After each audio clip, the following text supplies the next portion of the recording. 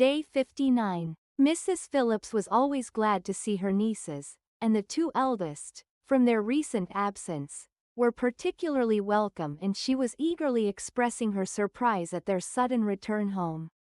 Which, as their own carriage had not fetched them, she should have known nothing about, if she had not happened to see Mr. Jones's shopboy in the street, who had told her that they were not to send any more drafts to Netherfield, because the Miss Bennets were come away, when her civility was claimed towards Mr. Collins by Jane's introduction of him. She received him with her very best politeness, which he returned with as much more, apologizing for his intrusion, without any previous acquaintance with her, which he could not help flattering himself, however, might be justified by his relationship to the young ladies who introduced him to her notice. Mrs. Phillips was quite awed by such an excess of good breeding, but her contemplation of one stranger was soon put an end to by exclamations and inquiries about the other, of whom, however, she could only tell her nieces what they already knew, that Mr. Denny had brought him from London, and that he was to have a lieutenant's commission in the shire. She had been watching him the last hour, she said, as he walked up and down the street, and had Mr. Wickham appeared, Kitty and Lydia would certainly have continued the occupation.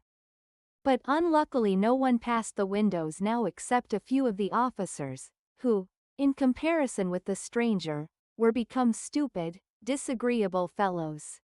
Some of them were to dine with the Phillipses the next day, and their aunt promised to make her husband call on Mr. Wickham, and give him an invitation also, if the family from Longbourn would come in the evening.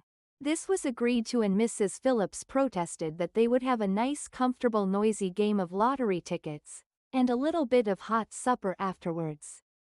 The prospect of such delights was very cheering, and they parted in mutual good spirits. Mr. Collins repeated his apologies in quitting the room, and was assured, with unwearying civility, that they were perfectly needless. As they walked home, Elizabeth related to Jane what she had seen pass between the two gentlemen. But though Jane would have defended either or both, had they appeared to be wrong, she could no more explain such behavior than her sister. Mr. Collins on his return highly gratified Mrs. Bennet by admiring Mrs. Phillips's manners and politeness. He protested that, except Lady Catherine and her daughter, he had never seen a more elegant woman, for she had not only received him with the utmost civility, but had even pointedly included him in her invitation for the next evening, although utterly unknown to her before.